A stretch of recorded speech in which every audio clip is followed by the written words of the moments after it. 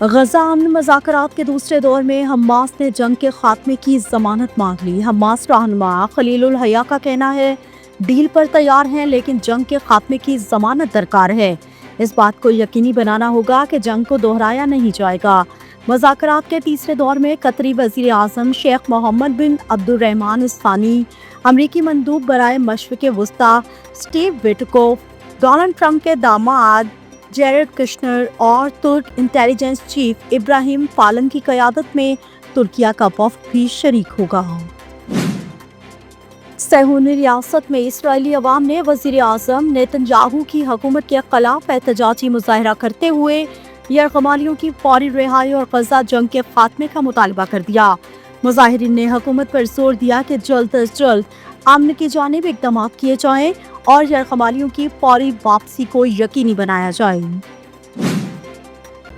صہیونی forces نے غزہ کے لیے امداد لے کر جانے والے فریڈم فلوٹیلا پر حملہ کر کے 3 جہازوں کو قبضے میں لے لیا۔ فلوٹیلا منتظمین کا کہنا ہے کہ غزہ سے 120 ناٹیکل میل کے فاصلے پر اسرائیل نے ہمارے بحری قافلے پر حملہ کیا۔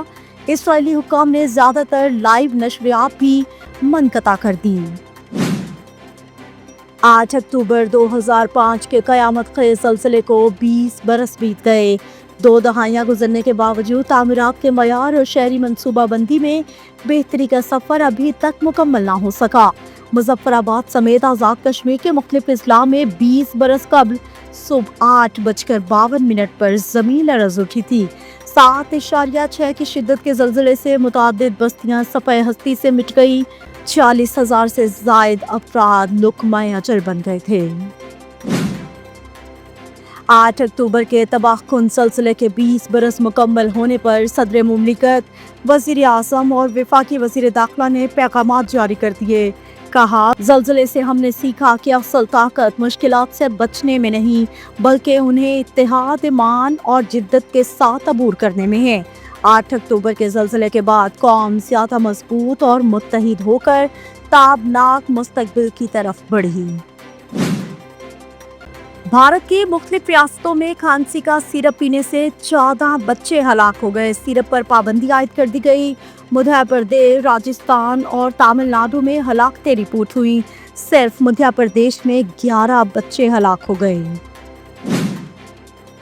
بحیرہ عرب میں موجود سمندری طوفان شکتی کمزور ہونے کے بعد ڈیپ ڈپریشن کی صورت اختیار کر گیا۔ محکمہ موسمیات کے مطابق سمندری طوفان شکتی کراچی سے تقریباً 960 کلومیٹر دور ہے۔ یہ طوفان اگلے 12 گھنٹوں میں مزید کمزور ہو کر کم دباؤ میں بدل جائے گا۔ ماہی گیر گہرے سمندر میں جانے سے گریز کریں۔ اوپن اسکواش کلاسک میں قومی کھلاڑی نور زمان کی کوارٹر فائنل میں انٹری۔ پاکستانی کھلاڑی پہلی بار PSA برونز ایونٹ کے کوارٹر فائنل میں پہنچا۔